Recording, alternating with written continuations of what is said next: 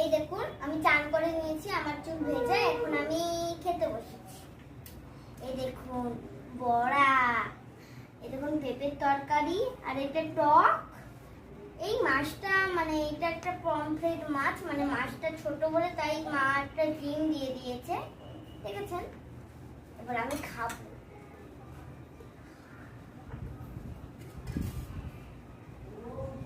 আমার টক কিন্তু খুব ভালো খেতে লাগে।